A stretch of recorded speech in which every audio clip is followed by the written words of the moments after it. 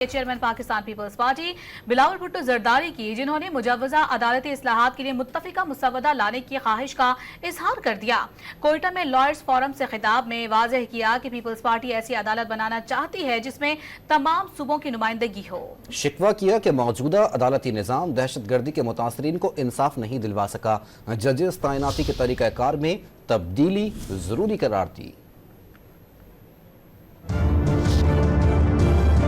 آئین کے حوالے سے، وفاق کے حوالے سے، سیاسی جو ان کے کیسز ہیں وہ آپ کا آئینی عدالت اس کا دیکھ بھال کریں گے۔ یہ وہ کیسز ہیں جو 15% سپریم کورٹ کے پہلے کیسز ہوتے ہیں، مگر یہ 90% ان کا ٹائم لیتے ہیں۔ یہ وہ کام ہے جس میں ہم آخر عدالت میں بھی ایک ایسا آئینی عدالت بنا سکیں گے جس میں چاروں صوبوں کا برابری کا نمائندگی ہو، جیسے شہید محترمہ بہن بھٹو نے بات ہے۔ اس بات پہ تقریباً پاکستان پیپلز پارٹی جو اتحادی جماعتیں ہیں اور اصولی طور پہ یہ مولانا فضل الرحمان کا جماعت کا بھی موقف رہا ہے، آج سے نہیں پہلے سے، اب کنسنسس ہو تو شاید ہم اس طریقے سے آئینی عدالت بنا سکیں۔ پیپلز پارٹی کی سوچ یہ ہے کہ صوبہ سطح پہ بھی پروونشل کانسٹیٹیوشنل کورٹ بننا ضروری ہے، تاکہ یہاں بھی جو عام کیسز ہیں وہ جلدی بھی ان لوگوں کو بھی جلدی انصاف ملے۔ ساتھ ساتھ جو جوڈیشل اپوائنٹمنٹس کا پروسیجر ہے اس کو بھی ہمیں ریویو کرنا پڑے گا، ورنہ یہ آپ بینچ بنائیں یا آپ کورٹ بنائیں، اگر ایسے ہی ہم نے اپوائنٹ کروانا ہے تو پھر